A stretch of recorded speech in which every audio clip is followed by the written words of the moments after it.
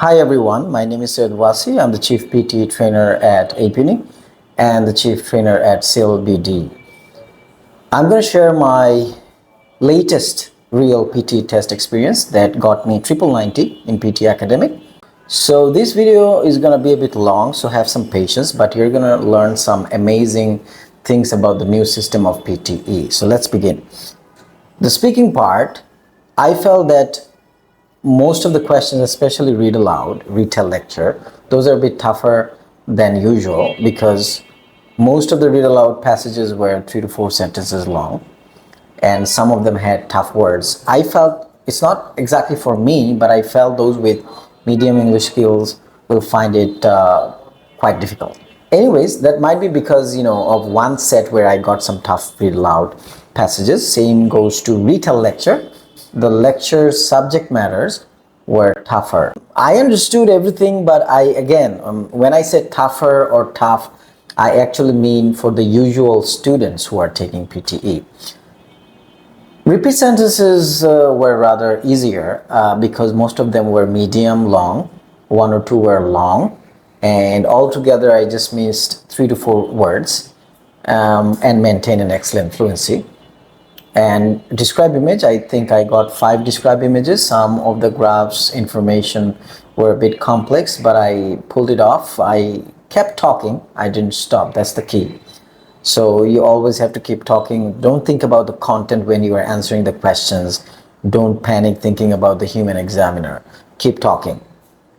And this time what I felt is that an overall performance in speaking is considered more than individual performance. So even if you do bad in one question, don't panic. Don't feel bad about it because this will deteriorate the next one. So just keep talking, keep going, because always think that if most of the questions or almost all the questions are good, then you're getting a good score. But try to maintain a perfect fluency at all cost.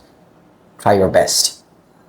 Anyways, for the new 2 questions, SGD and RTS, SGD was not quite challenging, but of course, it's a long lecture, then you have to speak for a long time. So taking notes is extremely important. And there is one important thing, like when you move your hand back and forth, there is a chance that you will smudge some writing if you start rubbing your hands on the plastic sheet. So careful with that. And so try to write in a way that if this part doesn't touch the sheet, try to practice that. Take good notes because content is important, but of course you don't have to say everything and anything.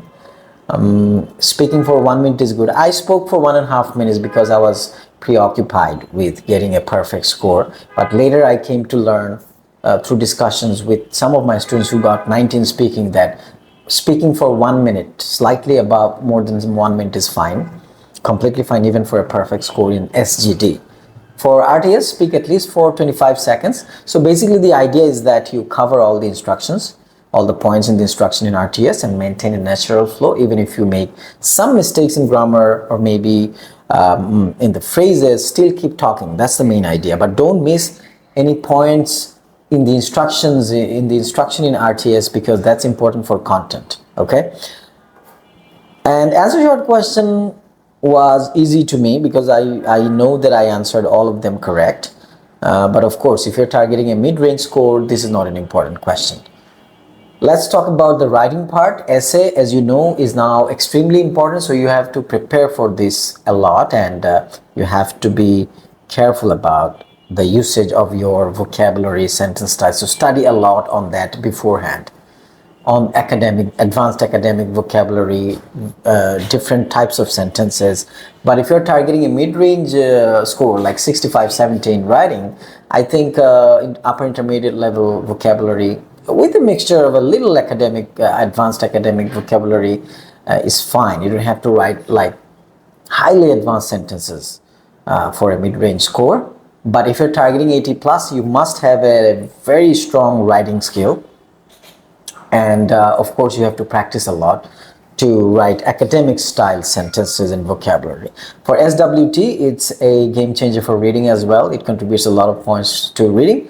So again, but another thing, if you are targeting a mid-range score, you don't have to necessarily paraphrase everything. You can just change some words, maybe 1 or 2 sentence style, and that's fine. But If you're targeting a perfect score, let's say 90 or at least 80 plus, you must paraphrase all the sentences. What I do, I start taking short notes while reading. I type and take notes while reading the passage.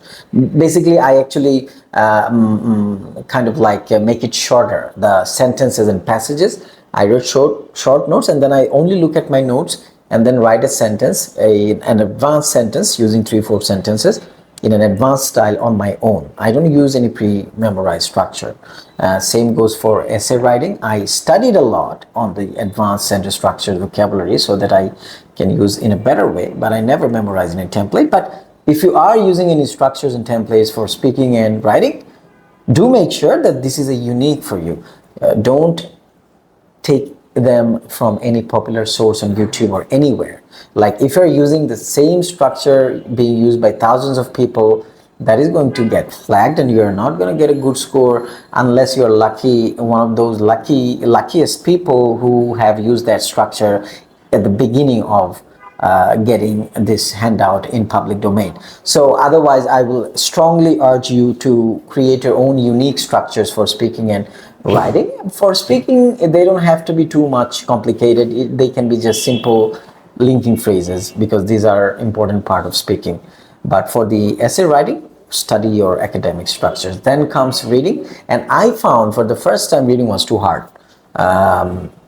Because I took PTE twice before and I scored 90 out of 90 all the time. But this time I felt reading was hard, for which I was struggling a little with the timing part, although I finished all of them. The thing is that fill in the blanks drop down was moderately difficult, but I felt fill in the blanks drag and drop was rather difficult. At least 2 of them were quite difficult, for which I took a longer time there. Usually I can finish one passage in 1.5 minutes, 1 minute, but I think for 2 of the passages required 2 minutes, slightly above 2 minutes for me to complete. MCM question was difficult, but there were 2. I attempted everything because I was targeting 90. But I feel that if you do excellent in fill in the blanks questions and reorder paragraphs, and in listening, highlighting correct words, you can, and SWT, and you don't do quite good in MCM, MCS in reading, and MCM, in reading for reading, it's not going to make a big difference. You still can get a good score. So target those important questions and try to get 95 to 100% scores there. Listening SST's lecture was kind of like, it might be a bit difficult for mid-range English users because it was about the 3 pillars of Constitution and so on. Anyways, I wrote just 53 words, didn't write much highly advanced sentences because I rather focused on the content part. And I think I pulled it off because, I got the full score in listening as well, 90. Fill in the blanks was rather easy, but I misspelled 1 word, I remembered that, but that didn't affect my score. MC multiple choice questions were most of them 2 in numbers other than select missing word, and their lectures were rather difficult and longer this time. So they took a bit longer than usual for me as well, but I completed all of them. And highlight incorrect words was easy. I got all of them correct. Right from dictation I found quite easy. Most of them I got 3. 2 of them were medium long, 1 was a bit longer, some tough words, but 2 were rather easy. But I think I wrote all of them correct, or maybe missed or wrote 1 word wrong. So the bottom line is that, rather than thinking too much about individual tasks and getting perfect, think about overall performance, but try your best to do best in each task according to the importance, of course. But also keep in mind that if you accidentally do bad in one task, this is not the end of the world. Keep doing the rest of them in the best possible way and expect an overall score that is going to be good. But of course, you cannot do PT or any English test without skills. So work on your skills as well. And thank you all. Thank you for